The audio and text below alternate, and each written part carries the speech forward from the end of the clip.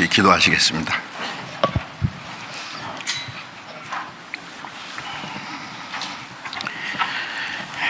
우리를 사랑하시는 자비로우신 우리 아버지 하나님, 하나님을 멀리 떠나 죄 가운데 행하던 저희를 불쌍히 여기시고 우리를 구원하시기 위해서 주님이 우리 대신 심판과 저주를 받으시고 주님이 죽으시고 흘려주신 보배의 피로 우리의 죄를 영원히 씻어주시고 아무 공로 없이 구원해 주셔서 하나님의 자녀가 되게 하시고 영원한 하나님 나라에 들어갈 수 있는 복스러운 소망을 주신 그 크신 은혜를 인하여 감사를 드립니다. 이 시간 주님의 보배로운 피로 구속함을 받은 저희들 주님 앞에 함께 모여서 주님의 그 크신 은혜와 사랑을 찬송하며 주님의 말씀을 배우며 주님과 함께하는 거룩한 무리 안에서 교제케 하심을 감사드립니다. 이 시간에도 주님께서 우리 가운데 함께 계셔서 우리 각 사람을 감찰하시고 자비로운 손길로 붙들어 주시고 또 각 사람에게 필요한 은혜를 베풀어 주실 것을 믿고 감사드립니다. 전국에 있는 우리 교회, 세계 많은 교회, 어려운 가운데서도 믿음을 지키고 복음을 전하는 모든 형제 자매들에게 말씀과 은혜와 성령의 능력으로 충만케 하셔서 주님의 복음을 더욱 담대히 증거해서 많은 잃어진 영혼들을 주님 앞으로 인도해서 구원받게 하는 하나님의 큰 역사를 능히 이루게 해 주시옵소서. 아직 구원받지 못한 우리의 가족들, 우리의 친척, 이웃들도 속히 구원받을 수 있는 기회를 허락해 주옵소서. 주님 다시 오실 날이 너무나 가까운 이 마지막 때에 우리를 구원하시고 세상에서 거룩하게 구별해 주셔서 하나님의 자녀로 합당하게 살 수 있도록 항상 우리를 가르치시고 인도해 주시는 주님 감사합니다. 이 시간에도 때를 따라 우리에게 주시는 주님의 말씀, 주님의 거룩하신 뜻을 또 깨달아 알게 하시고 우리가 주님의 말씀을 듣고 잊어버린 자가 아니고 우리의 마음 속에 그리고 생활 속에 행함으로 하나님께 영광을 돌리며 다시 오시는 주님 앞에 부끄럼 없이 설 수 있도록 인도해 주옵소서. 시간 모두 주 성령님께서 인도해 주기를 의지하오며 우리 주 예수님 이름으로 기도드렸습니다. 아멘. 요한 1서 3장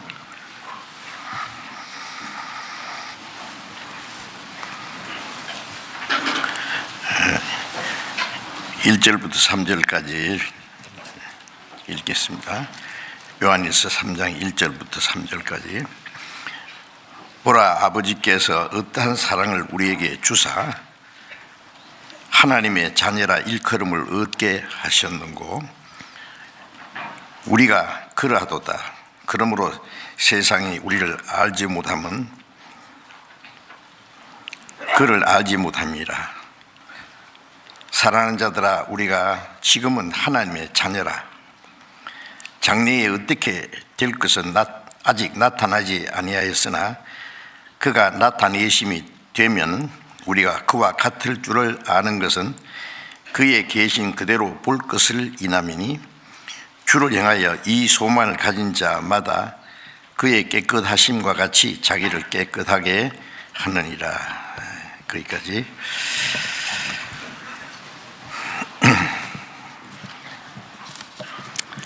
추운 겨울이 지나고 따뜻한 봄날이 왔습니다. 제가 지난 주간에 대전에서 전도 집회를 했는데 대전에는 아주 벚꽃이 만발했더라고요. 쪽에 서울 쪽에는 조금 늦은 것 같긴 한데 전국에 이제 봄 기운이 완연하고 겨울에 움츠렸던 모든 나무들이 이제 노란 새싹을 터뜨리고 꽃들이 피고 가장 좋은 절기가 되었습니다. 한철이 지나면 또 다른 절기가 오는 것처럼 하나님이 하시는 일도 어느 시대에 따라서 하시는 일이 있고 그 시대가 지나면은 또 하나님이 계획하신 다른 일이 이루어진다는 것을 알고 있습니다. 우리 그리스도인들은 무엇보다도 구약시대의 이스라엘 백성들만 하나님이 다스리시는 선민시대 아브라함 때부터 예수님 오실 때까지, 예수님 오신 때부터 복음이 온 세계에 전파되는 이방인의 때, 그 이방인의 때가 어느 날 갑자기 끝나면은 마지막 끝까지 회개하지 않는 자들에게 하나님의 심판하시는 환난의 날이 있고, 그리고 환난 전에 주님이 공중에 재림하시고 또 7년 환난 후에는 예수님이 지상에 재림하셔서 이 세상을 심판하시는 그런 일이 있다는 걸 알고 있습니다. 그래서 우리는 하나님이 작정하신 은혜 시대의 마지막 때에 살고 있는 것이 확실합니다. 주님이 첫 번 이 땅에 오신 때는 죄인을 구원하기 위해서 십자가에 죽으심으로 우리 죄를 대속하시고 우리의 영혼을 구원하기 위해 오셨고, 성령의 역사로 복음이 온 세계에 전파된 후에 다시 오시는 예수님은 구원받은 성도를 데려오시고 믿지 않는 자를 심판하러 오시는다고 말씀하셨습니다. 그래서 주님 다시 오실 날이 너무나 가까운 것을 우리가 압니다. 우리 주일 아침에 거듭난 그리스도인의 생활에 대해서 연속 말씀드리는데, 구원받은 그리스도인의 생활은 한마디로 구원받지 않은 이 세상 사람과는 구별된 생활입니다.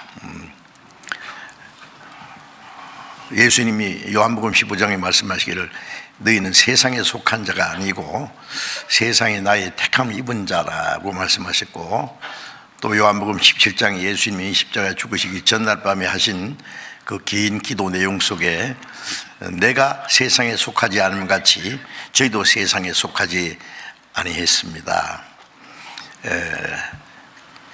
저희가 세상에 속한 자 아니하므로 세상이 저희를 미워했습니다.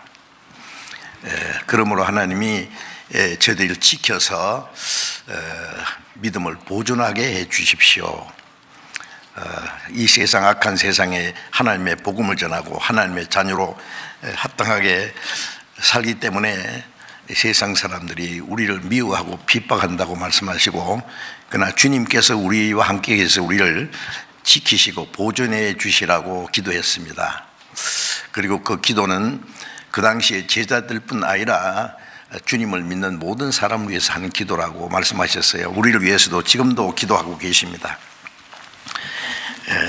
우리가 잘 아는 대로 우리는 하나님이 은혜 시대의 마지막 때에 복음이 예루살렘부터 땅까지 전파되는 그 과정에서 우리는 동쪽 끝에 살고 있습니다. 저 서쪽으로 복음이 먼저 전해지고 동쪽에는 늦게 복음이 들어와서 우리는 동쪽 끝에 사는 사람으로서 구원을 받았습니다. 우리는 마지막 때 하나님이 작정하신 그 마지막 때에 구원받은 게 확실하고, 마태복음 24장 14절에 이 복음이 모든 민족에게 증거되기 위하여 온 세상에 전파되리니 그제야 끝이 오리라. 복음이 온 세상 땅까지 전파되면은 이제 그제야 끝이 온다는 말씀은 이 세상의 역사가 끝나는 거예요. 하나님이 이 세상에 역사를 두신 것은 하나님이 하시는 일을 사람들에게 나타내 보이고 믿을 수 있는 증거를 주시고, 예수 그리스도께서 오셔서 죄인을 구원하는 구원의 역사를 이루시고 복음이 온 세계 땅까지 전파되면은 구원받은 사람으로 천국 갈 백성이 다 준비되고, 끝까지 믿지 않는 사람들은 하나님이 심판하시기 위해서 주님이 다시 오십니다. 첫 번 오신 예수님 그때를 역사의 시작으로 정했지 않습니까? 우리가 사용하는 2023년은 예수님이 오신 때부터 계산한 겁니다. 그걸 온 세상에 다 사용하고 있어요. 예수님이 오시기 이전을 우리 믿는 사람들은 주전이라 그랬죠. 주님 오시기 전에, 영어로는 BC라 그래요. Before Christ. 그리스도 오시기 전, 예수님 오신 이후에 AD라고 해서 이제 주님이 오신 이후에 주 안에라는 의미가 있습니다. 아노 도민이라고 하는. 그런데 이제 복음이 온 세계에 전해졌고 우리가 가진 이 성경이 3,400여 방언으로 번역이 됐어요. 번역할 수 있는 말로는 다 번역이 됐습니다. 우리는 이제 그 마지막 시대에 사는 것이 확실하고 주님이 오시기 전에 이루어질 징조에 대해서 자세히 말씀하셨는데 그 징조가 우리 앞에 하나도 틀림없이 다 이루어지고 있는 것을 우리는 알 수 있습니다. 주님 다시 오시는 것이 이제 우리에게는 가장 중요한 문제입니다. 구약 성경에 보면은 그리스도께서 이스라엘 땅에 오셔서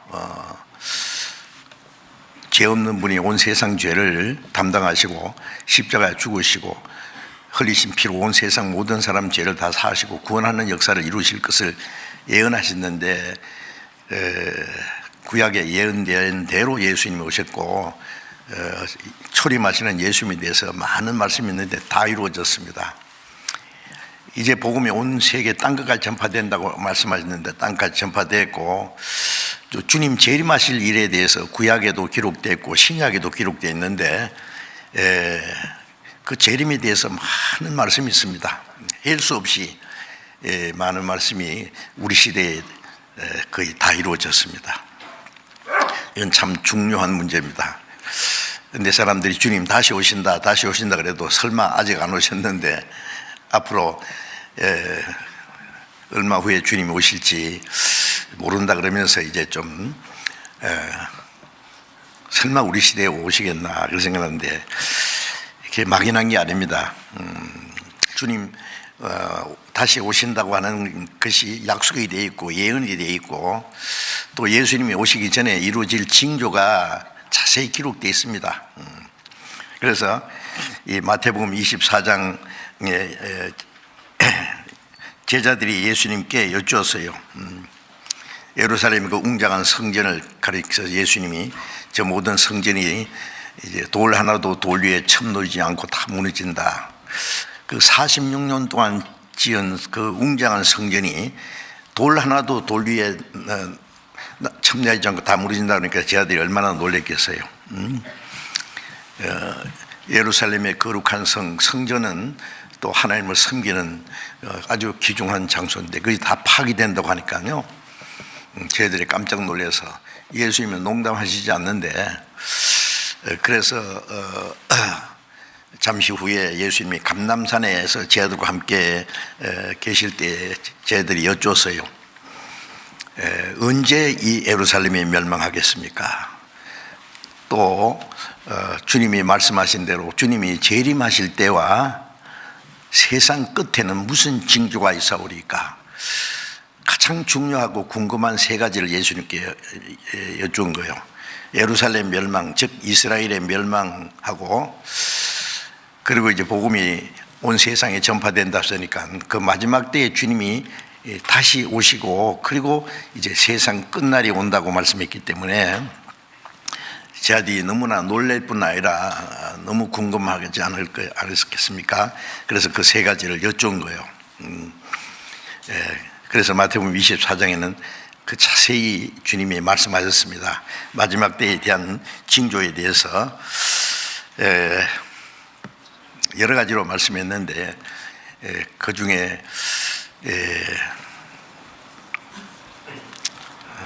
불법이 성함으로 많은 사람의 사랑이 식어지리라. 마지막에는 죄악이 충만해질 것을 말씀했어요. 우리가 아는 대로 마지막 때에 과학이 발달하고 문명이 발달하고 예술이 발달하고 모든 것이 참 아주 극도로 발달한 시대입니다. 우리 시대는요 이제 우리가 아는 대로 AI 시대에 이제 모든 것이 우리가 상상할 수 없는 자동차도 자율자동차가 이제 다닐 것이고 운전 필요 없이 모든 것들이 이제 로봇가 다 사람이 하는 일을 대신해주고 뭐 그러잖아요. 교수도 의사도 뭐 그런 것도 필요 없이 다 이제 최첨단의 그 기술로 다 하고 점점 막 놀라운 살기 좋은 지상 천국이 될 거다 기대를 합니다.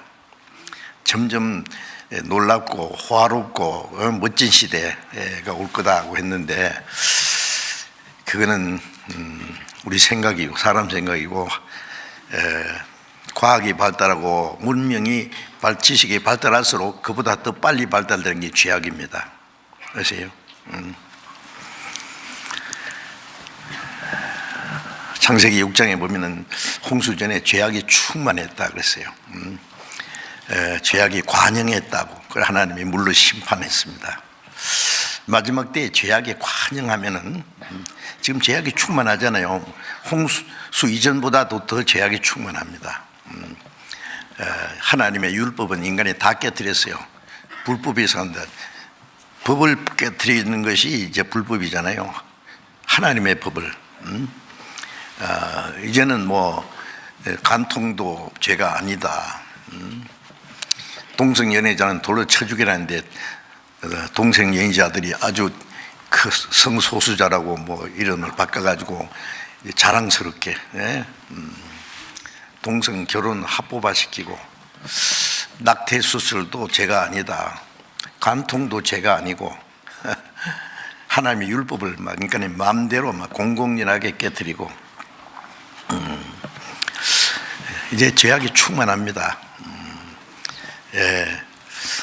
그러면 이제 하나님의 심판이 반드시 오는 거예요. 심판의 날이 멀지 않습니다. 그래서 디모데후서 3장에는 마지막 때 말세에 고통하는 때인데 사람들이 자기를 사랑하고 돈을 사랑하고 부모를 거역하고 원통함을 풀지 않고 싸나우며 쾌락을 사랑하기를 하나님 사랑보다 더하고 뭐 마지막 때 죄악을 여러 가지로 쭉 얘기했는데 그것이 우리 시대에 그대로 되었습니다. 사람들은 전부 돈, 그 다음에 돈을 사랑하고 자기를 사랑하고 이기주의 철저히. 요즘에 뭐 들으셨죠? 젊은 사람들, 청년들이 50%가 나는 결혼을 안 할 끼다 그래요. 결혼한 사람도 한 50%는 나는 애를 안 낳겠다. 모든 게 귀찮아요. 내 혼자 내 마음대로 살겠다. 세상이 어떻게 되든 말든 철저히 이기주의고 개인주의입니다. 그리고 자기 마음대로 살겠다 그거예요. 또 이 세상의 정치가들은 이제 이 세상 땅 따먹게 하는 것처럼 서로 자기 권력을 이제 확장시키려고 그러고, 그리고 바벨탑 쌓듯이 말이죠, 막 앞다퉈서 고층 빌딩 짓는 그 경쟁을 하고, 핵무기를 가진 나라들은 이제 그걸 쏘아 올려서 누가 더 큰 무기를 가지고 있느냐, 뭐 그 경쟁을 하는 것을 나타내고, 이제 뭔가 심상치 않지 않습니까? 그래 앞으로 지상 천국이 올 것처럼 마음이 부풀어 있는데, 되어지는 걸 자세히 보면은 하나님의 심판의 날이 가깝습니다.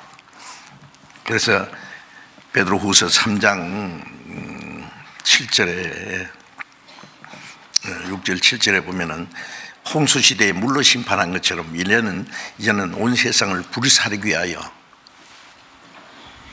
경건치 않는 사람의 심판과 멸망의 날까지 보존해 두신 것이다. 홍수로 심판한 것처럼 이제는 불로 심판. 홍수로는 물로는 다시 심판하지 않는다고 창세기 8장에 무지개를 두고 약속했잖아요. 지금 우리가 온난화 현상 있지 않습니까? 그래서 북극과 남극의 빙산이 빠르게 녹고 있습니다. 지금 바닷물이 점점 수면이 높아지고, 지금 과학자들이 발표해 보면은 북극과 남극의 빙산이 다 녹으면은 전 세계 바닷물이 65m가 높아진다 그래요. 그러면 엠파이어 스테이트 빌딩이 3분의 1 이상이 바닷속에 들어갑니다. 우리가 앉아있는 이게도 바닷속에 들어갈 거예요. 미국의 전 부통령, 고 부통령이었던 사람이 하는 연설을 제가 텔레비전에 잠깐 봤는데, 뒤에 대형 스크린을 걸어놓고 많은 사람 모아놓고 강의를 하는데, 강의 제목이 불안한 진실. 사실인데 너무 불안한 사실이다 그 얘기예요. 온난화 현상을 얘기하면서 점점 온난화로 해서 이제 기상 이변으로 흉년이 들고 재앙이 오고, 그래 마지막에 무서운 것이 이제 모든 빙산이 다 녹아버리면은 바닷물이 점점 높아져서 미국의 그 대도시가 다 잠기고, 일본도 바닷속에 들어갈 거고, 중국의 베이징도 그 북경도 바닷속에 들어갈 것이고, 그걸 이제 대형 스크린으로 시뮬레이션을 통해서 쫙 보여주는데 바닷물이 쫙 들어가서 육지가 바다에 잠기는 실감 있게 보여주더라고요. 그게 과학적으로 설명하는 거예요. 예. 그러면 이제 물로 세상 심판하면은 창세기 8장에 무지개를 두시고 물로는 심판하지 않겠다고 하는 약속이 틀리잖아요. 그래서 제 생각에는 그때까지가 안 오고 그 전에 불로 심판합니다. 이제 뭐 어디를 봐도 한계점에 도달한 건 틀림없어요. 핵전이가 안 일어나도 가만히 놔둬도 인류는 저절로 멸망할 수밖에 없습니다. 자, 이제 그런데 사람들이 그걸 일부러 생각 안 하려고 그래요. 하나님도 생각 안 하려고 그러고, 영혼도 문제 생각 안 하고, 일부러 생각 안 하려고 그래요. 잊어버리려고 그래요. 창조주 하나님도 잊어버리고, 이 세상은 저질로고, 점점 좋게 진화돼 가고, 거짓된 소망만을 다 부풀러 가지고요. 참 이 세상 돼가는 거 보면은요, 정말 멋진 세상이 올 것 같은데, 그네 성경을 통해서 보면은 우리는 마지막 시대에 사는 것이 확실합니다. 주님 재림하시기 전에. 우리는 앞으로 세상에 멋진 세상이 올 것을 기대해야 할 것이 아니라 주님 다시 오실 주님을 맞이해야 되고, 하나님 우리에게 주는 것은 이 죄 많은 세상을 멋지게 뭐 리모델링 해가지고 잘 살도록 해주는 것이 하나님의 뜻이 아니고, 복음이 온 세계에 전파되면 세상에 이제 마지막 심판하고, 우리는 영원한 새하늘과 새 땅, 죄도 눈물도 저주도 없는 하나님처럼 거룩하고 영광스러운 이상의 세계를 주시려는 것이 하나님의 계획이고, 그 천국을 우리에게 주시기 위해서 하나님의 독생자가 십자가에 죽기까지 하셨습니다. 자, 우리는 이런 것을 알고 세상 사람과는 완전히 우리는 생각을 달리 해야 됩니다. 우리는 세상에 속한 사람이 아니요, 세상에 소망을 둔 사람이 아니요, 천국에 소망을 가진 사람이고, 다시 오실 주님을 사모하고, 우리는 멀잖아 심판받을 세상에서 구별된 생활을 해야 됩니다. 우리가 그 영국의 존 번연이라는 그 크리스찬이 썼는 그 유명한 책이 있잖아요. 필그램 프로그레스라고 하는 그 철로 역정이라고 하는 그 멸망당 방할 세상에서 이제 도망 나와가지고 천성을 향해서 가는 그 과정을 아주 한 사람이 자기 사는 마을에서 떠나서 이제 천성을 해가는 이제 어떤 그 여행자처럼 이렇게 그 과정에서 여러 가지 문제가 생기는 것을 아주 그 사실적으로 이렇게 표현했는데요. 그 이제 크리스찬이라고, 나중에 이제 크리스찬인데 이 사람이 구원받기 전에 책을 하나 읽었는데 성경책입니다. 책에 보니까 자기가 사는 그 곳이 장망성이라는 걸 했어요. 장차 망할성. 그걸 알고는 이거 어떻게 해야 되느냐. 그 다음에 또 성경을 보는데 자기 등에 무거운 짐이 이제 지어져 있는 거 알았어요. 죄짐. 자기가 사는 마을은 장망성이고 자기는 무거운 죄짐을 짊어지고 고통스럽게 사는데 어떻게 하면 좋을지 몰라서 눈물을 흘리고 울고 서 있었어요. 그런데 그 한 사람 전도자가 나타났어요. 에반제리스트라고 하는 전도자가 나타나서 왜 울고 있느냐 그러니까, 내가 이 책을 보는데 보니까 내가 사는 이 동네가 장망성이고 장차 망할 성인데, 그리고 내 등에 무거운 죄짐이 들리는데 어떻게 하면 좋을지 몰라서 지금 울고 있다 그러니까, 그래 그러면 저기 저 보이는 있잖냐고, 빛나는 곳이 있잖아요. 딱 보니까 정말 빛나는 곳이 좀 보이는 것 같거든요. 저리 가보라고, 똑바로 가라고. 그러면 이제 그게 좁은 문이 있을 거다. 좁은 문을 통과하면 이제 천성 가는 길이 열린다. 그 시키는 대로 막 가요, 막. 응? 그런데 그 동네에서 그걸 알고는요, 그 부인은 여보 그러고 막 그 아들 딸들은 아빠 그러고 따라오고 또 친구들은 뭐시가 그러고 따라오고 난리 났어요. 그럼 길을 탁 틀어막고 막 도망가는 거야. 막 잡히면 안 되니까. 생명 영원한 생명 그러고 있는 힘을 다해서 탈출하는 거죠. 그래 좁은 문을 탁 해서 있어요. 그러니까 탁 들어가니까 죄짐이 툭 떨어져서 똘똘똘 구부려서 무덤 속으로 들어가고, 그리고 한 사람이 나타나서 흰 옷을 탁 더러운 옷을 벗기고 흰 옷을 입혀주고, 그게 이제 구원받는 과정이에요. 이제 그 다음에 이제 구원받은 이후에 그리스도인 생활에 대해서 쭉 나오는데, 천로역정 안 보신 분은 한번 보시면 좋을 거예요. 성경 다음으로 많이 팔리는 책입니다, 전 세계적으로. 네? 자, 그런데 거기서 우리가 사는 이 세상은 성경에 있는 대로 장망성이에요. 응? 여기서 우리가 탈출을 해야 돼요. 아시겠어요? 이제 구원받은 사람은 거기서 구별된 사람이야. 천국 가기 위해서. 구원 안 받은 사람은 구별된 사람이 아닙니다. 세상에 속한 사람이에요. 구원받은 사람은 세상에 살지만은 세상에 속한 사람이 아니라고 말씀했어요. 구원 안 받은 사람은 세상에 나와서 세상에 속해 살아요. 예. 주님이 다시 오실 때는 구원받은 성도를 데리러 오십니다. 구원받지 않는 자를 심판하러 오십니다. 그러니까 여기 계신 분 중에 우리 교회에서는 대다수의 사람들이 구원을 받고 거듭났으리라고 지금 제가 그렇게 믿어집니다. 그런데 100%가 됐으면 좋겠는데 그건 좀 어렵지 않겠는가. 몇 프로가 될지 몰라요. 90%가 될지 99%가 됐으면 좋겠는데 80%가 될지. 예. 그래서 고린도후서 13장 5절에 우리 각자가 자기 믿음을 자기가 시험해 보라 말씀 있잖아요. 내가 가진 믿음이 참으로 거듭난 사람 믿음인지, 예? 산 믿음인지 죽은 믿음인지, 불의한 믿음인지, 주님이 인정하는 믿음인지. 믿음은 믿음인데 죽은 믿음, 파선된 믿음, 헛된 믿음, 불의한 믿음, 뭐 그런 게 있잖아요, 성경에. 그건 다 구원 못 받은 믿음이에요. 예, 그래서 자기 믿음이 뭘 가지고 시험하느냐, 성경 가지고 이렇게 쳐보면 돼요. 뭐 병은 뭐 엑스레이 찍는다든지 뭐 MRI 뭐 여러 가지 이제 촬영을 하고 진단하는 방법이 있는데, 우리는 성경을 가지고 딱 비춰보면 돼요. 제가 쓴 책 중에서 거듭난 그리스도인의 증거라는 책을 읽으셨는지 모르겠어요. 거듭난 그리스도인이 자기가 거듭났다는 것을 뭐 가지고 증거할 수 있느냐, 여러 가지 증거가 있는 걸 자기를 시험해 봐야 됩니다. 그리고 확정해야 됩니다. 우리가 가끔 건강검진 해가지고 병이 없다 그러면 기분 좋죠.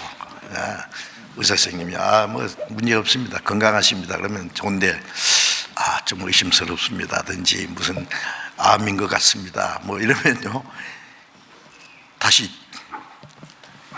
정밀 검사도 하고, 그래도 문제가 있다면 이제 무슨 결판을 지어야 돼요. 이 몇십 년짜리 육신도 그렇게 생명이 귀중한데 영혼은 영원한 거예요. 영혼이 천국 가느냐 지옥 가는 문제인데, 그걸 심상하게 그런 교회당만 나오면은 다 천국 가는 것처럼, 현재 일반 교회에서는 그래요. 교회 나오는 게 예수 믿는 거고, 열심히 하면 잘 믿는 것이고, 기도 열심히 하고 봉사 열심히 하고 착한 일 하고 헌금 많이 하고 그러면 목사님이 큰 상 받을 거라고 하나님 앞에 가서 창세전부터 하나님이 택했다고 그러는데 거짓말도 잘하네. 내가 보면은요, 천국 가야 상을 받든 뭘 받든 언제 거듭난지 말해보라고. 아니 죽을 사람이 살았다 그러면은 죽을 사람이 갑자기 사는 방법이 있어요? 뭐 진단을 받아서 무슨 암이라든지 뭐 결핵이라든지 뭐 에이즈라든지 뭐 진단이 냈으면은 그 다음에 적절한 치료를 받고 무슨 약을 썼다든지 수술을 받다든지, 그래서 이제 검진해 보니까 이제 건강해졌다든지 과정이 있잖아요. 그것도 없이 무조건 나았다고요? 우물적 그런 일 없습니다.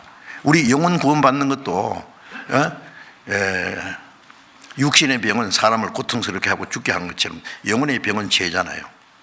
나면서부터 죄인으로 태어나서 죄에 오염돼 가지고 살아가는 정부가 죄투성인데 어떻게 구원받았냐고 얘기해 보니까요.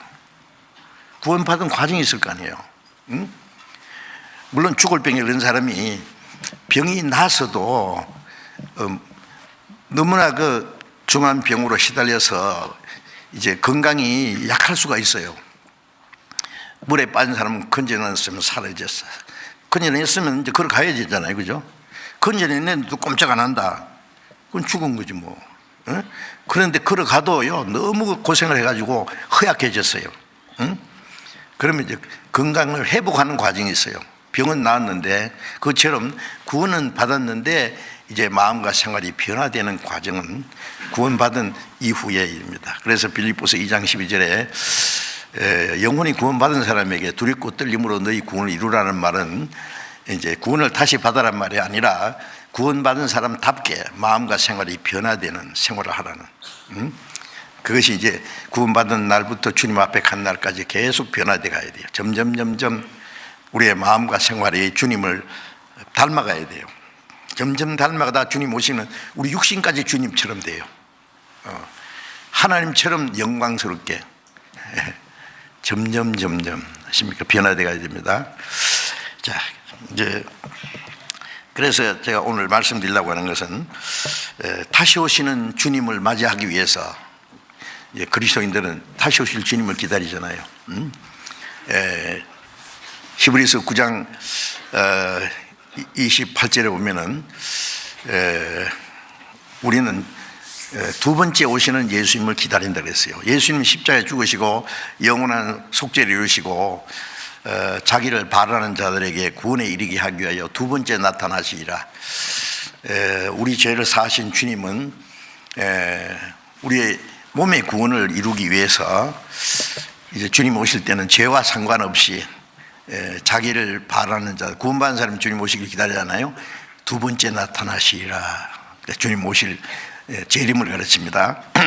그리고 이제 읽은 말씀에는 우리는 하나님의 어떠한 사랑을 주사 하나님의 자녀를 일컬음 얻게 하셨는고, 예수님이 십자가 죽으신 건 우리를 구원하신 하나님의 사랑으로 자기 독생자를 대신 죽게 내주셔서 이처럼 사랑했어. 독생자를 우리를 대신 죽는 데까지 내주신 게 하나님의 사랑이에요. 이는 저를 민자마다 멸망치 않고 영생을 얻게 하는. 그래서 우리가 멸망할 죄인이 이제 영생을 얻었어요. 그래서 우리가 하나님의 자녀라.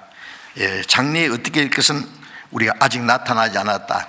자, 우리가 구원받고 하나님의 자녀가 됐는데 장래에 어떻게 될 것? 장래에 구원받은 사람이 좀 있으면 장래에 이제 구원받은 사람하고 안 받은 사람하고 다릅니다. 장래에 어떻게 될 것은 아직 나타나지 않았다. 하나님의 자녀가 피곤하기도 하고 가난하기도 하고 때로는 병도 들고 사람에게 핍박도 받고 미움도 받고, 이게 하나님의 자녀라는 증거가 뭐냐고. 그건 이 구원받은 사람 자기만 알죠.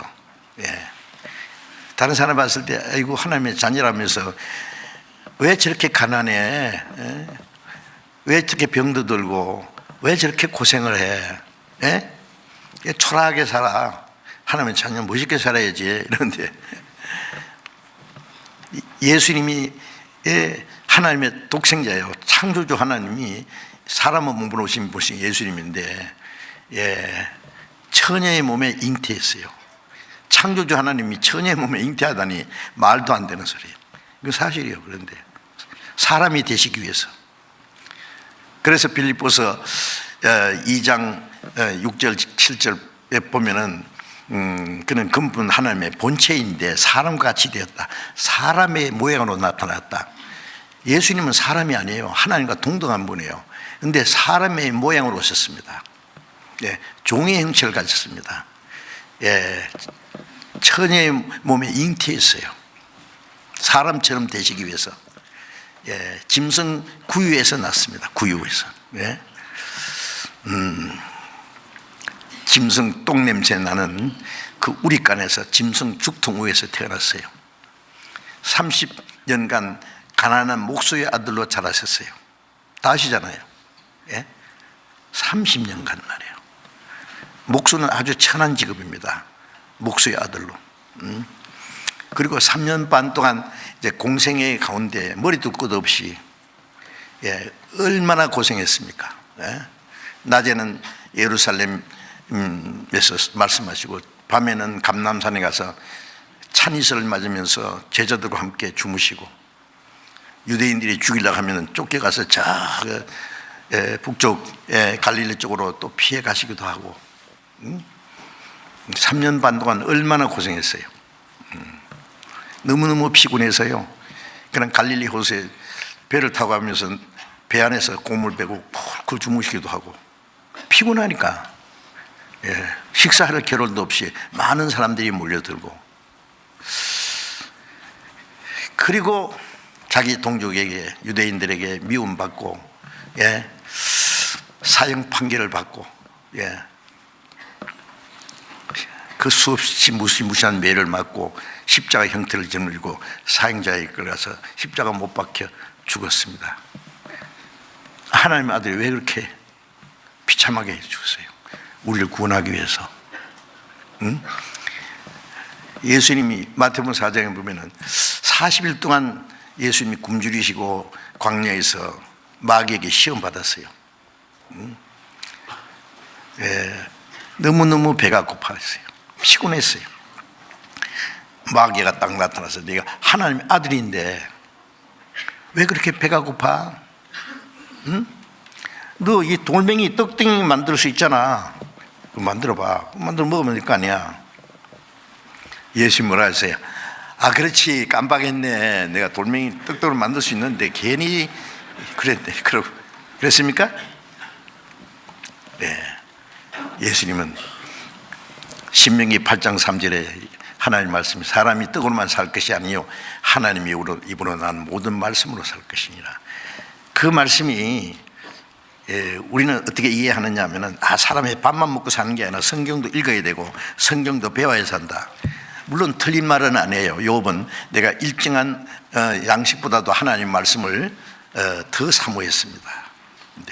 예수님이 말씀하신 사람이 떡으로만 살 것이 아니요 하나님의 입으로 나오는 말씀으로 산다는 그 말씀은, 예수님은 자신이 말씀입니다. 말씀이 충만한 분이에요. 예? 그런데 왜 말씀으로 산다는 말씀이 있냐면은, 말씀을 순종하는 생활이 예수님의 양식이에요. 그래서 말씀을 읽고 듣고 배우고 아는 것도 말씀을 통해서 우리 영혼 구원받고 말씀으로 우리의 마음과 생활이 점점 변화되고 풍성해지는 게 하나님의 말씀이 양식이라는 게 맞아요. 예, 우리의 일정한 음식보다도 말씀을 더 사모했다고 하는 욥의 말처럼. 그런데 예수님이 하신 말씀은 그보다 좀 더 차원이 다른 말씀이에요. 예, 사람이 배고프면 당장 먹을 걸 찾는 것보다도 하나님의 말씀을 순종하는 생활을 자기 양식으로 삼아야 된다 그래요. 예? 의에 줄이고 목마른 자는 복이 있나니 저희가 배부를 것이며. 의는 하나님의 뜻을 행하는 게 의예요. 하나님의 뜻을 행하는 것이 배고픈 사람이 먹을 걸 찾듯이, 우리는 배가 고프면 당장 먹을 걸 찾고 목마르면 물을 찾잖아요. 예수님은 가장 굶주렸을 때 하나님의 뜻대로 행하는 것을 육신의 양식보다 더 사모했어요. 요한복음 4장에 보면 예수님이 유대 땅에서 저 갈릴리 쪽으로 가시는데, 사마리아를 통과하는데 그 한낮에 뜨거운 태양 밑에서요, 제자들과 함께 가시다가 이제 대낮에 너무 피곤하고 목마르고 시장하고, 그래서 제자들이 마을에 가서 이제 뭘 먹을 걸 사러 갔어요. 그런데 그 사이에 예수님이 그 죄 많은 사마리아 여자에게 말씀을 구원하려고요.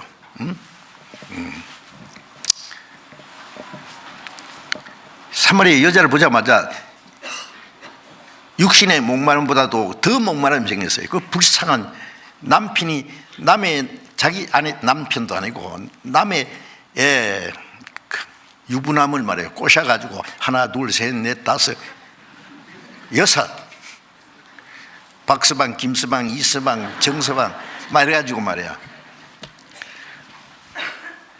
아주 죄 많은 여자. 그러니까 아침 저녁으로 다른 사람들이 물길로 올 때 같이 안 가고, 왜냐하면 손가락자니까 운동하는 사람들이 아무도 없는 대낮에 물길로 왔어요. 예수님이 딱 보셨죠. 저 죄 많은 여자 보시자마자 구원하고자 하는 목마름이 더 심했어요.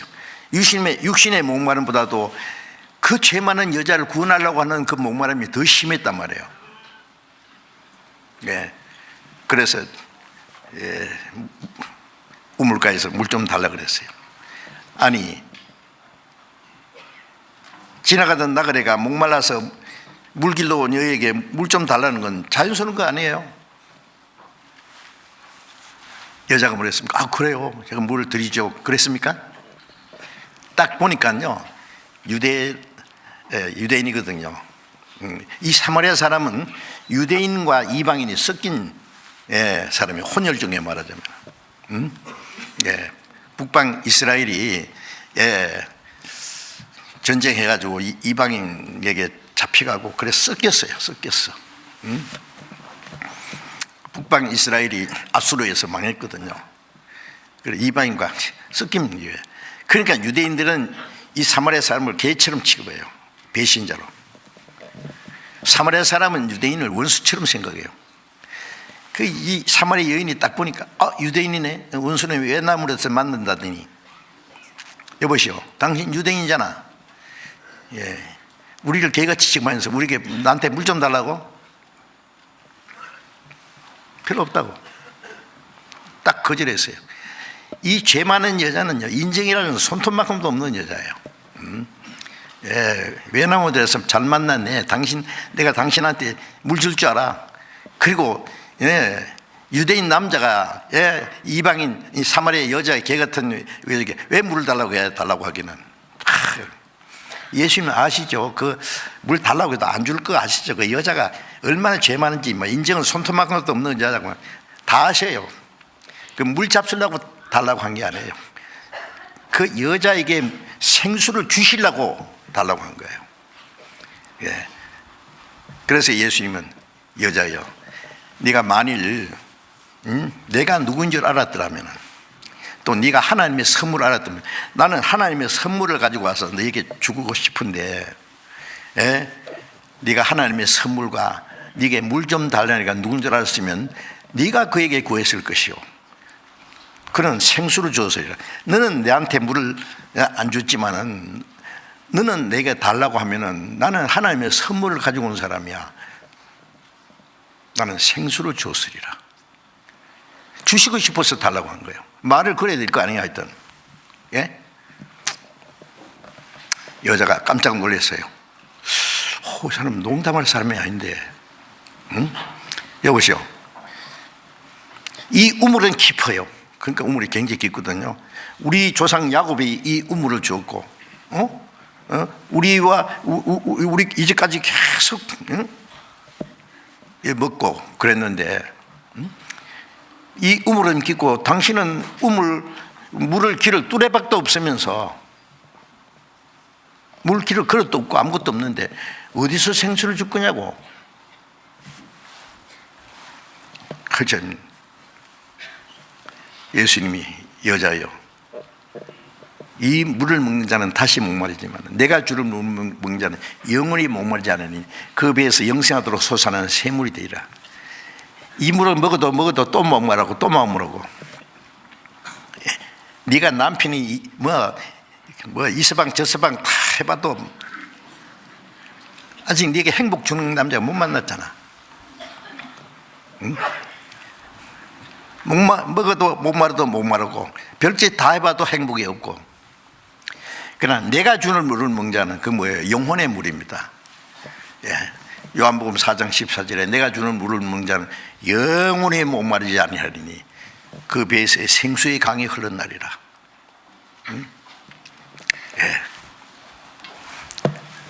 그 얘기 따르다가는요 점심도 못 먹어.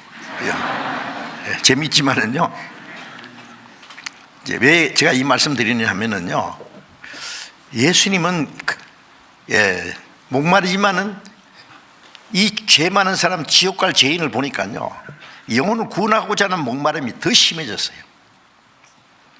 제 아들이 음식을 이제 구해와가지고 라삐어 잡수소서. 이 여자는요 예수님 말씀 듣다가 막 물동이도 내버려 두고 막 자기들이 기다리던 그리스도가 이분이구나 하고 예수님께 물 드릴 것도 잊어버리고 말이에요. 사마리아 동네로 쫓아 들어갔다고. 좀 있으면 이제 줄줄이 막 사마리아 동네 사람이 웬일인가 싶어서 따라 나올 거거든요. 더 큰 목마름이 생겼어요. 저 사마리아 죄 많은 사람들, 이제 사마리아 여자뿐 아니라 온 동네 사람이 나올 텐데, 라삐어 잡수소서. 그러니까 나는 너희가 알지 못하는 먹을 양식이 있느니라. 뭐 누가 잡수실 것 갖다 드렸는가? 너희가 알지 못하는 양식이 있다. 내 양식은 나를 보내신 이의 뜻을 행하며 그 일을 온전히 이루는 이것이니라. 자, 우리가 예수님의 양식은요, 제일 배고프고 목마르고 피곤했을 때 예수님의 양식은 사마리아 죄 많은 영혼을 구원하는 일이에요. 그 하나님의 뜻을 행하는 거예요. 나를 보내신 이의 뜻을 행하며 그 일을 온전히 이루는 것이라. 자, 그래서 예수님이요 제일 피곤하고 굶주렸을 때에 마귀가 떡을 만들어 먹을 때 예수님이 사람이 떡으로만 살 것이 아니라 육신의 양식뿐 아니라 하나님의 뜻을 행하는 것이 내 양식이다. 그게 더 중요하다고요. 여러분, 우리는 사람이 떡으로만 살 것이 아니라, 저도 밥 갖다 놓고 전에 밥 먹기 전에 성경 한 장 보고 반드시 밥 먹고 그랬어요. 다른 건 몰라도 성경 한번 실컷 읽어보자. 제가 신학교 다닐 때 벌써 신약 성경은 50분 이상 읽었거든요. 그러니까 밥 갖다 놓고 성경 읽고 밥 먹었어요. 지금은 그래 안 합니다. 지금은 뭐 평소에 많이 읽으니까. 그것도 좋은 일이에요. 그런데 그보다 더 중요한 건 주님 말씀은 말씀을 순종하는 것이 우리의 양식이 되어야 된다 그 말이에요. 하나님의 뜻을 행하는 것이. 자, 그래서 우리 구원받은 사람은 모든 것이 세상 사람하고는 다른 거예요. 생각하는 거나 살아가는 방법이나 사는 목적이나 소망이나 다 달라요. 그래서 우리가 하나님의 자녀인데 장래에 어떻게 될 것은 아직 나타나지 않았어요. 하나님의 자녀라는 것은 내 영혼이고 내 속 사람이지 겉은 변화가 없어. 아직 사람 볼 때 육체는. 그렇죠? 못생긴 사람은 그대로 못생겨, 가난한 사람은 그대로 가난하고, 몸이 약한 사람은 그대로 약하고. 아직 어떻게 나타나지 않았다. 그러나 주님이 나타내심이 되면은 그랬죠. 주님 나타나시면, 주님 오시면,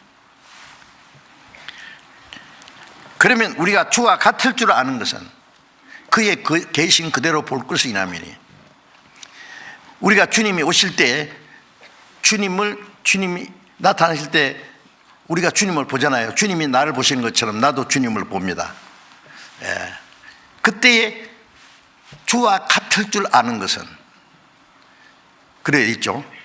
3장 2절 다시 보세요. 요한일서 3장 2절. 사랑하는 자들아, 우리가 지금은 하나님의 자녀라. 장래에 어떻게 될 것은 아직 나타나지 아니하였으나 그가 나타내심이 되면 우리가 그와 같을 줄을 아는 것은 그의 계신 그대로 볼 것이나니. 주님이 우리에게 나타내 재림하실 때입니다. 그러면 우리가 주님과 같이집니다. 같아지면 어떻게 되냐? 주님 계신 그대로. 주님과 같아져야 주님을 봐요. 주님 계심을 그대로 본다. 부활하신 예수님을 본 사람들이 누군지 알아요? 구원받은 사람만 부활하신 주님을 봤어요. 부활하신 주님을 본 사람들은 구원받은 사람이에요. 유대인들은 부활하신 주님을 못 봤어요. 그러니까 제자들이 시체 훔쳐갔다고 그 거짓말을 퍼뜨렸잖아요. 오늘이라도 주님이 오시면은 우리가 마음으로만 생각하던 주님을 실제로 봅니다. 주님 보자마자 어떻게 되냐? 우리가 주님처럼 탁 돼버려요. 주님 그대로 계신 그대로 볼 것이 아니라 그대로 주님 계신 그 모습을 그대로 볼 때 우리도 주님과 같이 된다. 그런 말씀입니다. 이 말씀이.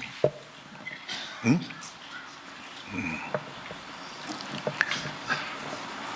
나무 잎사귀에 깔아먹던 징그러운 벌레가 기어댕기다가 꼬치 속에 들어갔다 나오더니 나비가 돼서 날아가요. 예, 우리 약하고 천한 몸이 주님과 같이 영광스러운 몸으로. 그래서 빌립보서 3장 21절에 우리는 할로 오시는 주님을 기다린다. 주님 오실 때에 이 낮은 몸이, 낮고 천한 몸이 주님의 영광스러운 몸의 형체와 같이 병케 하시리라. 주님 오실 때 우리의 몸도 주님처럼 신령한 몸으로, 영광스러운 몸으로 변화되어 버려요. 변화되지 않으면 어떻게 올라가요? 이 몸 가지고 올라갑니까? 예. 자, 이것이 우리의 최대 소망입니다. 그런데 우리는 그때를 기다려요. 그죠?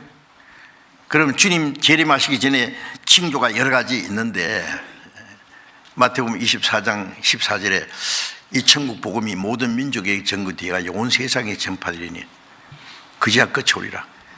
주님 오실 때와 세상 끝날은 같아요. 예? 예. 주님 오시기 전에 복음이 온 세계에 전해져야 돼요. 다 전해졌어요. 예. 주님 오시면은 은혜 시대 끝나요. 그다음 마지막에 세상의 심판이 결정나요. 자, 그래서 주님 오시기를 우리는 기다리는 사람이에요. 마태복음 24장 그 32절에 보면은요, 예수님이 아침 일찍에 예루살렘으로 들어가시는데 시장하셨어요. 아무것도 못 잡수셨어요. 근데 길가에 무화과 나무가 잎사귀가 무성해. 잎사귀가. 예? 그래서 잎사귀가 무성해서 혹시 열매가 있는가, 열매가 있으면 좀 하나 잡수시려고 가신 것 같아요. 가보니까 잎사귀밖에 열매가 없어요. 예수님이 이 무화과 나무를 저주했어요. 말라 죽어보라. 그러니까 좀 이따가 다 말라 죽어버렸어요. 그 버트랜드 러셀이라는 철학자인가 뭔가 그 사람은요, 나는 왜 크리스찬이 아닌가라는 책을 썼어요. 예, 부모가 일찍 돌아가시고 엄격한 기독교인인 할머니 밑에서 자랐어요. 버트란드 러셀 아시죠? 그런데 끝까지 이 사람은 예수를 안 믿어요. 할머니가 그렇게 말해도 소용없어. 나는 왜 크리스찬이 아닌가라는 책을 썼는데 그 내용 속에요, 예수 믿지 않는 이유 중에 중요한 이유 한 가지가 예수님은 무화과나무를 저주해서 말아 죽게 했다는 거예요. 이상한 분이라는 거예요. 이 감나무 밑에 감 따먹으러 가보니까 감이 하나도 없으니까 도끼 가져와서 꽉 죽일 놈, 열매도 하나 없어 죽이 뿌려가고. 이런 식으로 생각한 거예요. 예수님 능력이 있는데 꽤 짜다 그거예요. 무화과나무 열매 없네, 죽어라.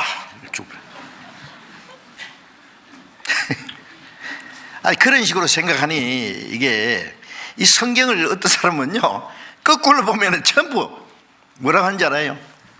예, 제 친척 중에 하나 머리 좋은 대학생이에요. 지금은 뭘 아니죠, 어른이제. 예.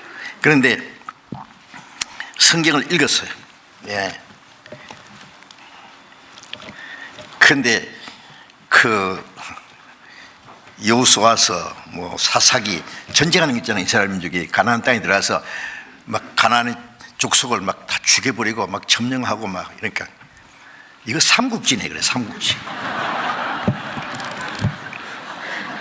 세상에 이렇게 뭐 있냐. 하나님은 막 이스라엘 백성들만 사랑하시고 막 다른 건 막 멍졸이 죽여버려. 그러니까 제가 생각해도 좀 이상해. 그렇죠? 구약에 보면은 신약은 원수 진멸 시대, 그래서 구약 시대는 원수 진멸, 신약은 원수 사랑 시대거든. 그 구약이 뭐냐면은요, 신령한 그걸 한번 탁 뒤집어내면 신령한 전쟁이에요. 그게 전부. 하나님이 대적하는 세력은 다 멸망시킨다는 거예요. 영적인 전쟁을 그런 전쟁으로 보여준 거예요.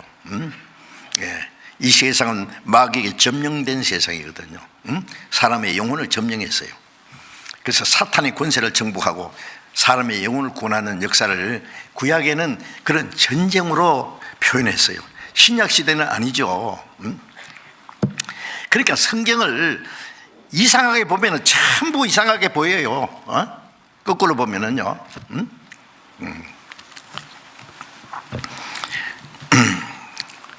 예수님이 무화과나무, 열매 없는 무화과나무를 저주하신 것은 열매를 못 잡숴서 화가 나서 죽인 게 아니에요. 예수님이 행하신 이제가는 전부 중요한 뜻이 있어요. 그 무화과나무는 뭘 가르치느냐 하면은 마태복음 24장 32절에 보면은요, 무화과나무의 비유를 배우라. 무화과나무의 비유를 배우라. 그 가지가 연어지고 잎사귀를 여면 여름이 가까운 줄 알아나니 너희가 이런 일이 되는 거 보더니 인자가 가까이 문 앞에 있는 줄. 무화과나무는 이스라엘을 상징하는 나무예요. 물론 포도나무도 이스라엘 상징하는 나무로 되어 있습니다. 그때 무화과나무는, 무화과는 꽃이 안 피고 열매가 맺혀요. 무화과요. 벚꽃을 보면은요, 잎사귀도 없는데 꽃부터 나오잖아요. 그죠? 좀 이상하죠? 예? 목련도 활짝 폈는데 잎사귀 없어 꽃만 나왔어. 무화과는 더 이상해요. 모든 열매는 꽃이 피고 그 다음에 열매가 맺히는데 이 무화과는 꽃 필요 없어요. 열매가 쏙 나와버려요. 익은 무화과라면 탁 쪼개보면 안개가 빨개요. 그래 어떤 사람은 이건 무화과가 아니라 내화과네. 응? 꽃이 속에 들어앉았네. 그런데 이게 비밀입니다. 이스라엘은 무화과. 그래서 무화과나무의 비유를 배우라. 이스라엘 비유한 거예요. 겨울 동안에 말라 죽은 것 같던 무화과나무가 봄이 오고 여름이 초여름이 되면은 잎사귀가 뾰족이 나와요. 전에 한번 제가 화분에다가요 무화과나무를 심는데 겨울에 말라 죽었어요. 말라. 근데 이거 뽑아내 버리려고 하다가 혹시 이게 또 살았는가 싶어서 놔뒀더니 아닌 게 아니라 봄이 되고 조금 늦봄이 되니까요 뾰족한 이 잎사귀가 나오더라고요. 마른 나무가 연해지면서 부들부들해지면서 잎사귀가 나와. 무화과나무의 비유를 보라. 이스라엘 배우라. 이스라엘은 그리스도를 배척한 죄로 서기 70년에 로마 타이스 대제사장이 군대를 끌고 예루살렘 침공에 들어가서 예루살렘 성전 부지를 버리고 유대인 110만 명을 무자비하게 죽였잖아요. 그 다음에 서기 126년 전에 예수님이 오신 이후에 126년에 하디안 황제가 군대를 끌고 와서 예루살렘이 유대인들을 58만 명을 다 죽여버렸어요. 또 그리고 유대인들을 이스라엘 땅에서 다 몰아냈어요. 다 완전히 추방해버렸어요. 유대인 이스라엘 땅에서 사는 거 허락하지 않았어요. 그리고 이스라엘 사람들이 살던 성읍을 완전히 초토화 만들어버렸어요. 그때부터 유대인들은요 하나님이 주신 땅에서 쫓겨나가지고 전 세계 100여 나라에 흩어져서 가는 곳마다 얼마나 죽었습니까? 요즘처럼 말이죠, 무슨 난민처럼 받아줘서 뭐 난민 수용소에 살았다든지 그게 아니라 가는 곳마다 죽여버렸어요. 유대인들은 인간 쓰레기 취급당하고요.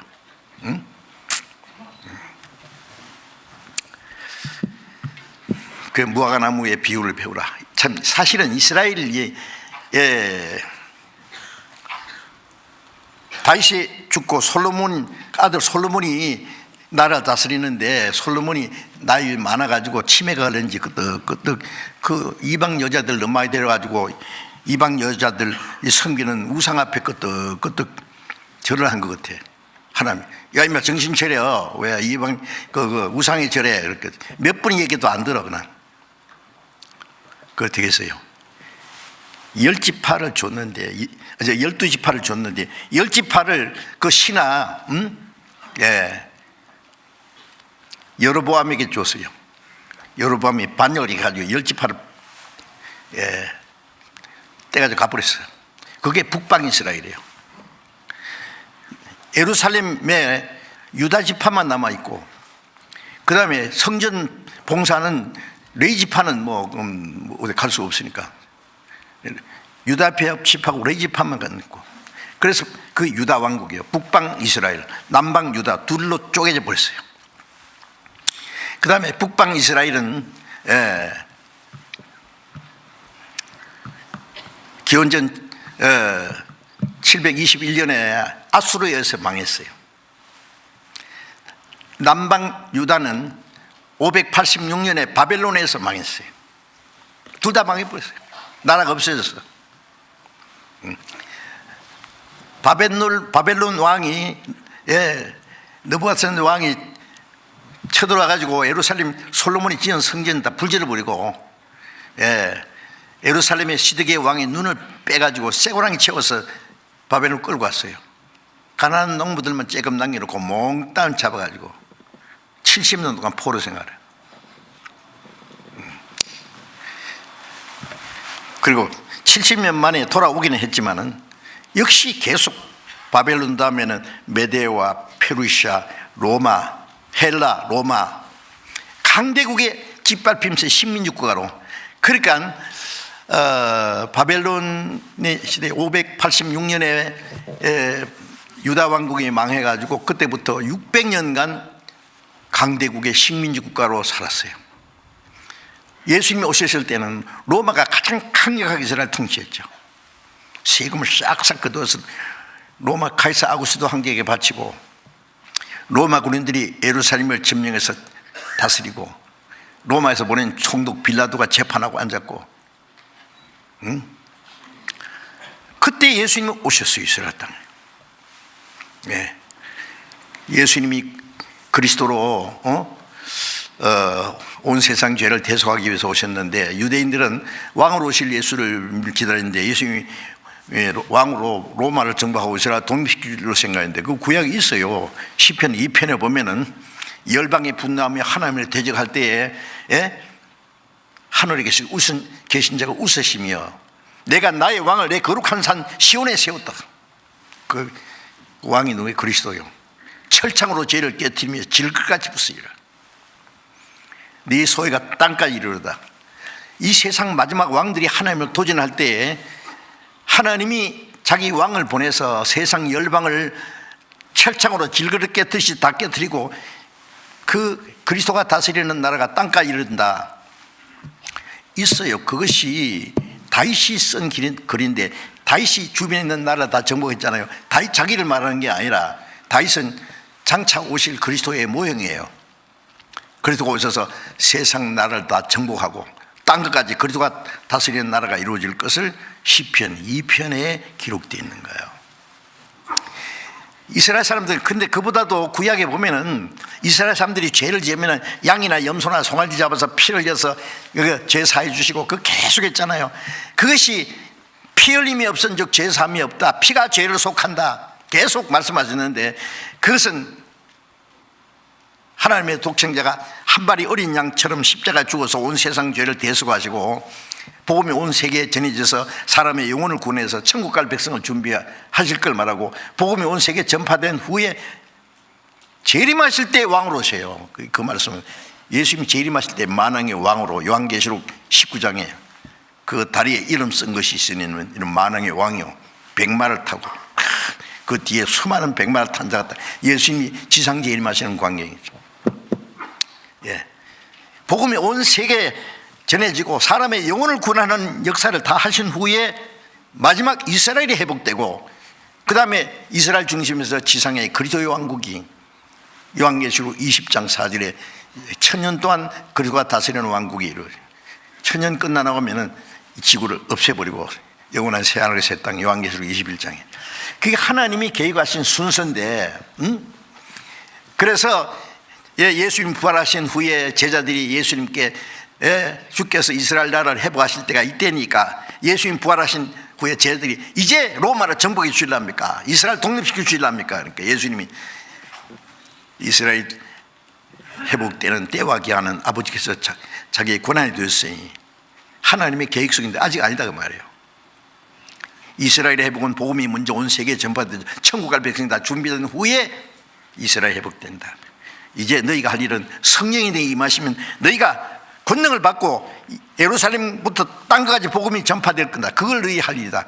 그리고 주님이 만왕의 왕으로 오시고 그리스도가 다스리는 이 세상 심판이 있고 그 다음에 그리스도의 왕국이 다시 에덴 동산보다 더 아름답게 재창조되는, 자, 그 말씀이 이루어질 것을 말씀했는데, 지금 우리가 예수님 말씀하신 대로 복음이 온 세계 땅까지 전파되었잖아요. 주께서 이스라엘 나라를 회복하실 때가 이때니까 그러면 그래, 이때다. 지금 1948년 5월 14일에 이스라엘이 갑자기 독립했잖아요. 나라 망한 지 2600년 유다 왕국까지, 그 다음에 전 세계에 흩어져서 1900년간 약 2000년 가까이, 그러니까 2600년간 나라 없이 전 세계에 흩어진 민족이에요. 그런 민족이 어디 있어요? 그런 민족이 무슨 나라가 또 됩니까? 무화과 잎사귀가 나온다고 했잖아요. 나라가 망하고 그 땅에 쫓겨난 지, 그러니까 나라 망한 때부터 시작하면은 2600년이라는 긴 유대인의 환란의 겨울이 지나갔어요. 다 죽었은 줄 알았던 이스라엘이 무화과 잎사귀가 빼줘가 나오듯이 1948년 5월 14일에 독립을 했어요. 지금부터 꼭 75년 전에, 아니 2600년 만에 독립하는 나라가 있어요, 세상에? 이스라엘이라는 나라가 옛날에 뭐 신화처럼 뽀얀 옛날에 그때 있었단다, 뭐 그런 얘기가 있을지 모르지만 그 나라를 누가 인정하겠어요? 자, 성경 한 곳에 봅시다. 이사야 66장.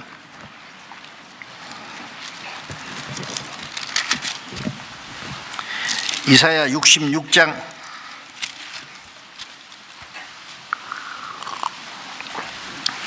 8절 봅니다. 이사야 66장 8절.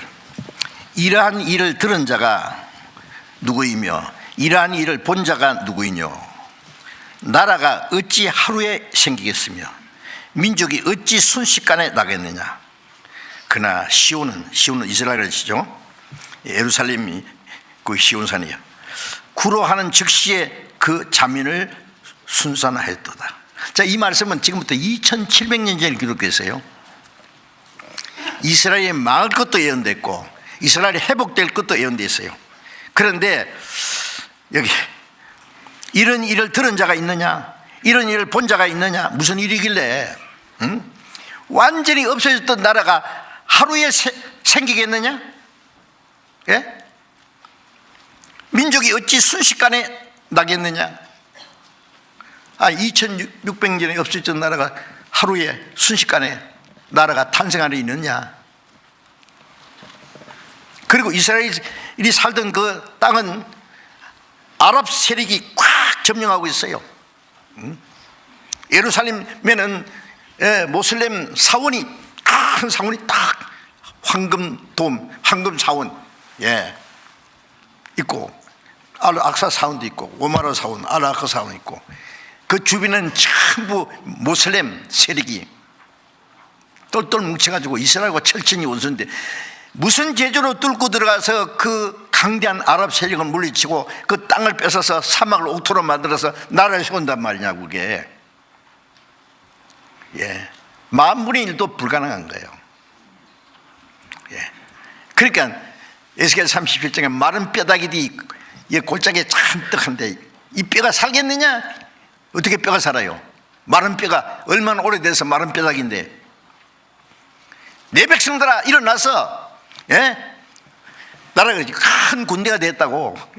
지금부터 2600년 전에 에스겔 37장에 보여준 대로 이스라엘이 지금 독립해가지고 큰 군대가 돼가지고 누가 감히 이스라엘 대항합니까? 그런 일이 세상에 어디 있느냐고요. 이스라엘이 회복되고 독립된 것은 기적 중에 기적이에요. 하나님의 능력이 아니면은 되는 게 아니에요. 그리고 갑자기 된 게 아니라 성경에 그렇게 되라고 다 수천 년 동안 예언된 거예요. 그게 우리 시대에 됐잖아요. 여러분, 이스라엘이 회복되는 것이 이게 뭐 만든 얘기입니까? 이스라엘이 회복될 것을 무화과 잎사귀가 나오는 걸 보면은 여름이 가까운 줄 알듯이 이런 일이 된 것보다 인자가 가까이 문 앞에 이런 줄 알라. 내가 진실로 너희에게 이르노니 이 세대가 지나기 전에 일이 다 이루어. 이 세대가 뭐예요? 뭐 한 세대를 몇백 년이라고 계산을 하는데 그런 말은 없어요, 성경에.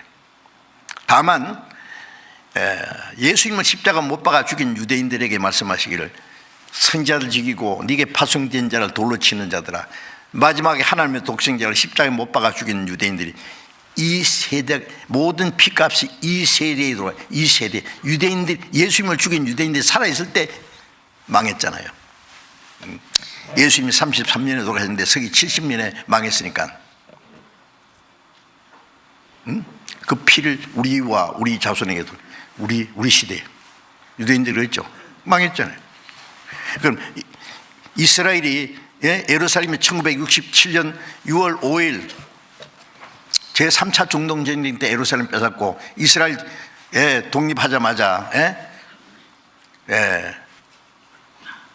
그러면 이스라엘은 이제 뭐 무화과 나무가 잎사귀는 무성한 것처럼 열매 맺을 것만 남아서 열매 맺는 건 뭐냐면은 이스라엘 무화과 나무 열매 못 맺어서 저주받았는데 마지막에 이스라엘이 구원을 받는 것이 이제 열매 맺는 거예요. 지금 이스라엘이 무성해요. 이제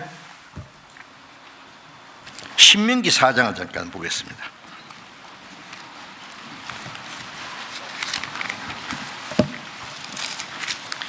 신명기 4장 30절.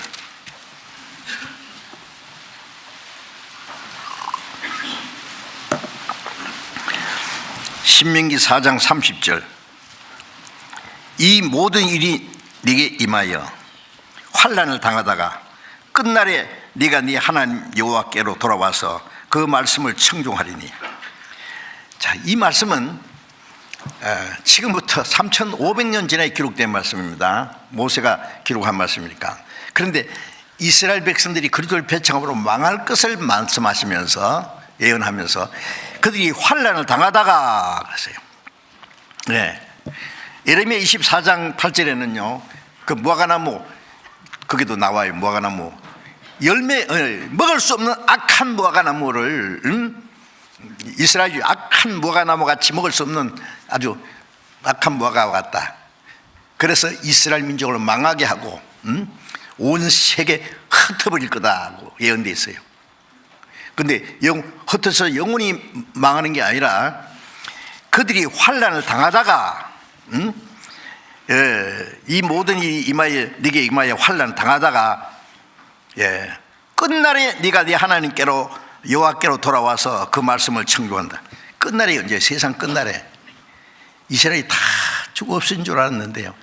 이스라엘이 독립해가지고 끝날에 이스라엘이 그 땅에 돌아와서 하나님의 말씀을 순종한다는 말 아직은 아닙니다. 돌아왔어요. 완전히 회복은 안 됐어요. 아직도 예루살렘 아직 해교 사원이 있잖아요. 전 세계 유대인들이 3분의 1이 이스라엘 땅에 살고 3분의 1이 미국에 살고 3분의 1이 전 세계에 있어요. 다 모여봐야 2천만 명도 안 돼요. 그들이 전 세계 경제, 문화, 매스컴, 그 조그만 나라가 군사적으로 세계에서 막강한 군대입니다. 맞습니까? 아랍이 다 달라붙어 싸워도 못 이기는데 뭐 어떻게 해요? 예? 환난을 당하다가 끝날에 하나님께 돌아온다. 이스라엘 땅에 돌아왔어요. 예? 로마서 11장 25절에 보면은 이방인들에게 복음이 다 전파된 이방인의 수가 충만한 후에 이스라엘이 민족이 이스라엘 땅에 돌아와서 그들이 구원받게 된다. 그것이 마지막 요한계시록 7장 이스라엘 자손의 각 지파 중에서 14만 4천, 한 지파에 1만 2천, 12지파니까 14만 4천. 그 이방인의 구원이 끝난 다음에 7년 환난 전 3년 반에 있을 일이에요. 그래서 그들이 하나님께 돌아와서 말씀을 청종한다는 말씀이 이스라엘이 회개하고 구원을 받게 된다는 사실을 여기 예언한 말씀이에요. 아십니까? 자, 어때요? 지금입니다. 지금 이래도 안 믿어져요? 이 세대가 지나기 전에 이스라엘이 회복된 때 그걸 본 사람들이 살아있을 때 주님 오신다는 말씀이에요. 이런 말 하면 아이고 저런 말 하면 안 되는데 혹시 안 오시면 어떡하려고 그래. 예수님한테 물어보세요. 안 될 걸 왜 말씀했냐고.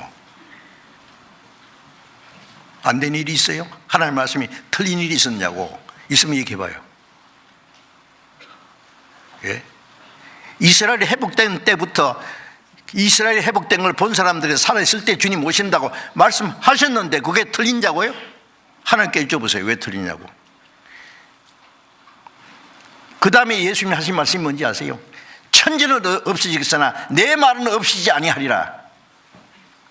천지가 없어집니다. 하나님의 말씀 없어지지 않는다는 거 가만히 있다는 말이 아니에요. 다 이루어집니다. 그대로. 이제까지 안 이루어진 거 있어요?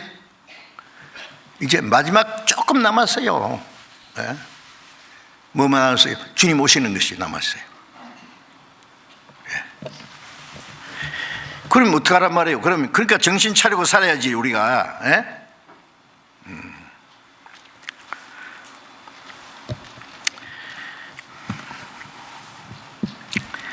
자, 이 3500년 전에 기록된 말씀도 우리 시대에 이루어졌고 예수님이 재림하시는 이스라엘이 회복된다는 거하고 예수님 재림하고는 연결되어 있어요.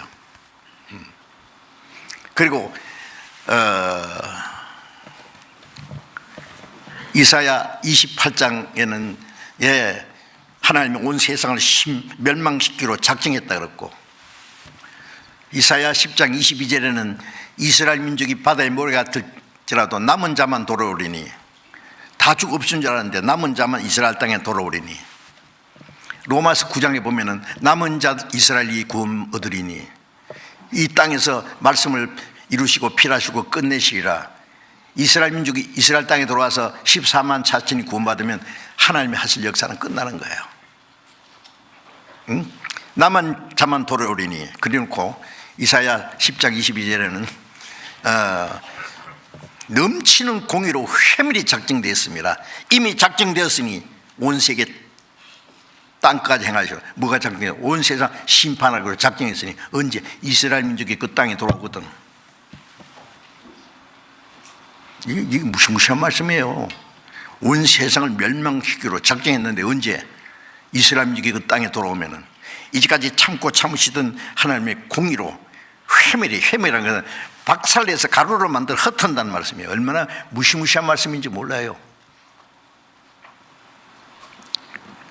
그것이 지금 우리 시대에 이루어졌어요. 이제까지 하나님이 막 공의로운 하나님이 인간의 죄를 져도 복음이 온 세계 전파되기까지 막 오래 참고 하루가 천년같이 기다렸어요. 참고 이제 더 이상 안 참아요. 이제는 공의로 회밀하면 아주 박살내서 가루로 흩어버린다. 그 말씀 보면요 이사야 10장 22절에 보면 넘치는 공의로 회밀이 작정되었습니다. 이미 작정되었은 즉 온 세계 땅까지 행하라. 땅끝까지 박살내버린다고요. 그래도 심상해요? 설마?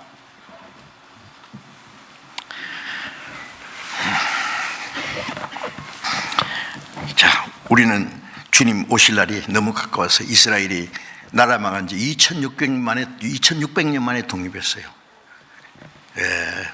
한 나라가 하루에 순식간에 그런 걸 봤느냐 그랬잖아요.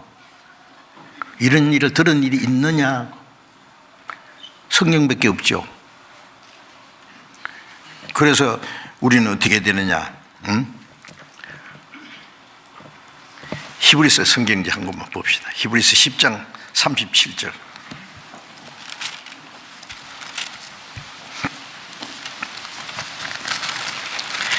히브리서 10장 37절 같이 읽어봅시다. 잠시 잠깐 후면은 오시리가 오시리니 지체하지 아니하시. 잠시 잠깐 후면은 성경에 잠시 잠깐 후면 오시리가 오시니 아니 잠시 잠깐 후에 오신다 해놓고 왜 아직까지 안 오셨냐 그런데 하루가 천년같이 천년의 하루같이 오래 참으심이 너희의 구원이 될 줄 알라. 벌써 오셨으면 우리가 어떻게 구원받을 뻔했어요. 그런데 하나님이 오래 참으시는 것도 한정이 있어요. 이제 잠시 잠깐 하나님 보실 때는 잠깐입니다. 천년 하루 같으니까. 그런데 하나님이 작정하신 기한이 차면은 그 말이에요. 기한이 차면은 지체하지 아니하시니, 예? 지체하지 아니하시리라. 잠시 잠깐 오면은 이제 그 기간이 다 끝났어요. 이제 이런 일이 되는 걸 보거든 우리 시대에 확실히 나타나요. 예? 예수님이 그러셨잖아요. 유대인들에게 너희가 천재의 기상은 분별할 줄 알면서 왜 이 시대를 분별치 못하느냐. 응? 남풍이 불면 더우리라. 응? 또 예? 소나기가 오리라. 예? 어떻게 하면은 또 예? 날씨가 어떻게 되리라. 천지 기상은 요즘 기상이 얼마나 발달했어요. 예? 예. 며칠 후에 기상까지요. 거의 정확하게 뭐 몇 도까지 막 말해요. 예. 태풍이 온다든지, 뭐 장마가 온다든지, 한파가 온다든지, 눈이 쏟아진다든지 기상하면 준비하잖아요. 거기 대비하잖아요. 근데 예수님이 그건 알면서 왜 시대는 분명히 보다느냐, 징조가 있는데 왜 그걸 준비 안 하느냐 그 말이에요. 준비해야 됩니다. 어떻게 하라고? 오늘은 그 말씀을 드릴 시간이 없네요. 얘기하다 보니까 정신 차려야 됩니다. 베드로전서 4장 7절에 만물의 마지막에 가까웠으니 너희는 어떻게 하라고? 정신을 차리고 근신하여 기도하라. 마지막에 가까웠어요. 주님 오실 날이 가까웠어요. 우리는 주님을 맞이할 준비해야 돼요. 예. 주님이 오시면 우리가 주님과 같이 된다 그랬죠. 주를 향하여 이 소망을 가진 자마다 어떻게 한다고?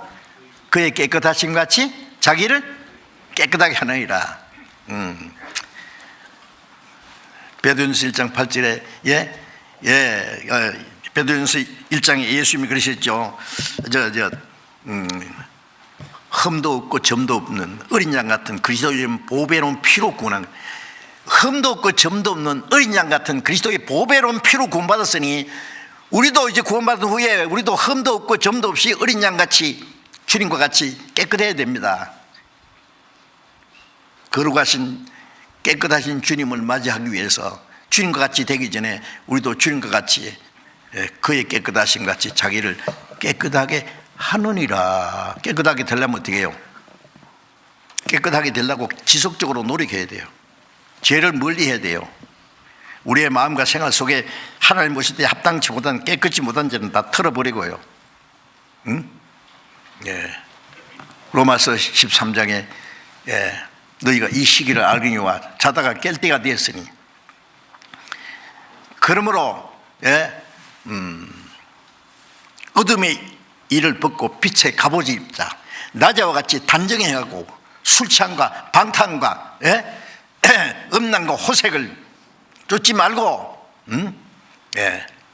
그리스도 옷 입고 육신을 위하여 정욕을 위하여 육신의 일을 도모하지 마라. 단정하게 낮에와 같이 단정하게. 잠잘 때는 막 침을 질질 흘리면서 막 벌거벗고 부끄러운지 모르잖아요. 우리는 밤에 속한 사람이 아니라 낮에 속했으니 이제 단정하게 자기 부끄러움을 보이지 않는 자가 복이 있다. 하나님과 사람 앞에 부끄러움 없이 주님의 깨끗하심 같이 자기를 깨끗하게 해야 됩니다. 그것이 그리스도인. 우리는 구별된 생활이에요. 우리는 다시 오시는 주님을 맞이할 사람이요. 심판받아서 멸망을 당할 사람 비슷하게 살지 말아야 됩니다.